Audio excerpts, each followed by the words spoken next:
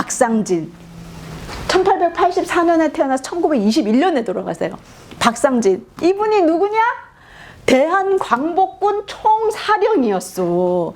대한광복군은 뭐냐면 우리나라 1910년대 독립운동을 할 때 1910년대 우리 국내 독립운동의 대표적인 단체가 바로 대한광복군이 되겠습니다.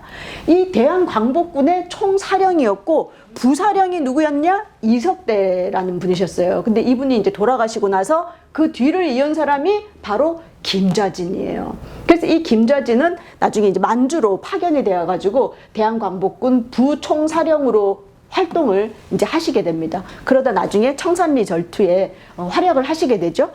그런데 이런 대한광복군의 그 강령이 있어.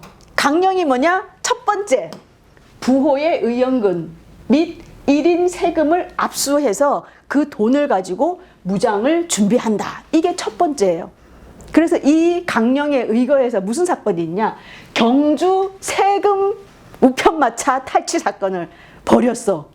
그래갖고 진짜 8,000원 정도의 세금을 탈취해요. 그래서 그 돈으로 군자금을 마련을 하는 사건이 있었어. 우리 작년에 중국 가가지고 15만 원 탈취 사건이 있었잖아요. 좋은 놈, 나쁜 놈, 이상한 놈. 그 영화에 그 놈놈놈의 그런 사건도 있었는데 우리나라에서도 그런 사건이 있었어. 이 세금 하는데 뭐 이게 12월 24일 날 일어났어요. 이 사건을. 그래갖고 다리가 있는데 그 세금 마차가 항상 지나가는 다리를 폭파를 해버렸어. 폭파해가지고 갈 수가 없으니까 물을 건너야 되는데 물을 건너고 막 이럴 때 확 이렇게 덮쳐가지고 이런 이 또 재밌는 스토리가 있더라고요. 두 번째는 보세요.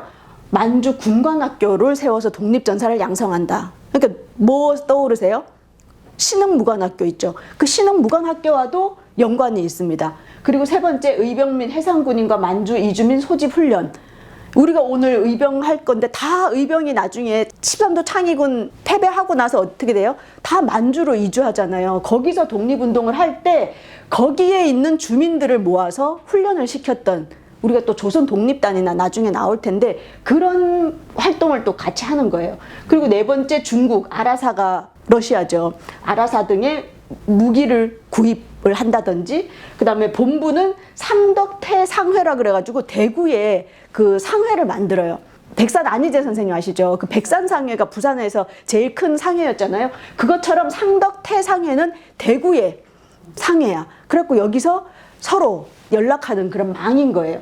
그리고 연락기관이었고요. 여섯 번째, 1인 고관 및 한인 반역자 처단을 하는 행형부라는 부를 만들었어. 그 생각만 하지 말고 실행하라 이거죠. 그래서 이때 무슨 얘기가 나오냐? 이 대한광복군이 뭐를 하냐면 친일 매국 인사뿐만이 아니라 부호들, 이런 사람들을 처단하는 그런 일을 했어요. 암살 이런 거를 많이 했어. 대표적인 게 누구냐? 그 경북 칠곡에 대부호가 있었어요. 대구 지역에는 장승원의 땅을 밟지 않고는 갈 수 없다고 할 정도로 칠곡의 대부호였어. 장승원이. 이 장승원이가 어떤 사건이 있었냐면 왕산 허위 선생님이 나중에 의정부 참찬이 되세요. 그러니까 정부의 고위, 엄청 높은 고위 관직이잖아요. 정삼품이니까 같은 이제 지역 사람이니까 허위 선생님을 찾아가가지고 매관매직을 해. 같은 동양 사람이고 한데 나 이 경상도 관찰사 이런 거 하나 주십시오. 돈을 이래가지고 억대 돈을 싸들고 가요. 그래가지고 허위 선생님이 딱 보니까 이 돈을 받으면 이놈이 이 돈을 바친 만큼 가서 그 경상도 지역의 그 민중들을 또 수탈할 거라고 생각을 하니까 그 돈은 차마 받지 않아요. 내가 지금 이 돈을 받지 않겠다. 나중에 내가 지난 시절 의병운동을 해보니까 군자금이 엄청 필요하더라. 언젠간 다시 우리가 독립항쟁을 할 때 돈이 필요할 때니 그때 너 그 군자금을 댈 수 있겠냐 했더니 지금 드리고 싶은데 그때는 더 키워서 더 많이 드리겠습니다. 이러는 거예요. 너무 착하신 거지. 종이에다가 그러면은 각서를 하나 써라. 그래갖고 각서를 써요.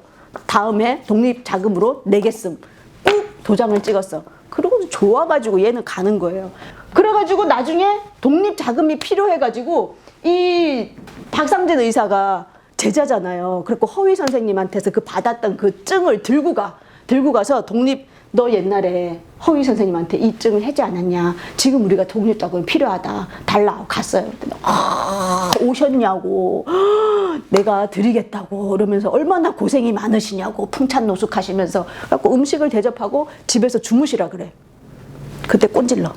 일본 경찰한테.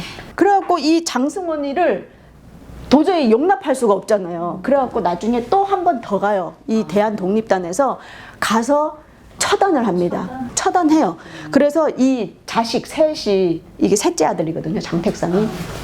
세 아들인데 그 세 아들이 이 아버지의 죽음을 보게 된 거예요. 독립군이 와가지고 너가 돈을 안 주는 것보다 자금을 받으러 간 우리 독립군까지 너가 밀고 했다. 이래가지고 처단을 하게 되거든요. 나중에 해방되고 나서 이 장택상이가 그 경찰 수장이 되잖아요. 경찰 수장이 돼가지고 노덕수를 시켜가지고 김원봉이를 데리고 와라 해가지고 김원봉에게 뺨 때리고 그 모독을 줬던 인물이 장택상이야. 그래서 제가 어제 공부하다가 열 받아가지고 우리가 다시 밝혀야 될 일이 너무 많다. 할 일이 너무 많아. 그렇습니다.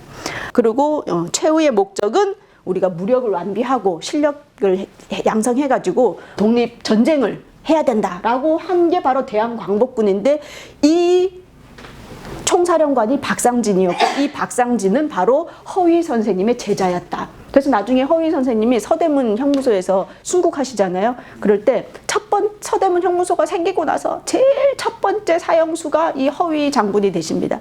그래서 허위 의병장이 이제 돌아가시기 전에 집행하는 사람이 시신을 거둘 자가 있느냐 이렇게 물어봐요. 그 허위 장군이. 나라가 없는데 시신 따위 걱정할 때냐? 나는 이 감옥에서 썩어 문드러져도 상관없으니 빨리 집행하라. 이래가지고 의연하게 집행을 해갖고 이 시신을 산에다 버렸어. 일본 놈들이. 그 산으로 찾아가서 그 시신을 거둔 사람이 박상진이야. 그래서 1년간 심요살이를 합니다. 박상진 의사가. 그런 분이세요. 그래서 나중에 이 장승원 처단 사건이 밝혀지면서 대한광복군 박상진이 잡혀요. 그래가지고 사형을 당하시게 돼요. 박상진 의사도. 그래서 1921년에 사형을 당하시는 그런 아픔이 있습니다. 지금 울산에 가면 이렇게 동상도 있고 추모비도 있고 또 이렇게 생가도 기념관이 이렇게 잘 되어 있습니다. 그래서 우리가 한번 가볼만 하다 이런 생각이 들고요.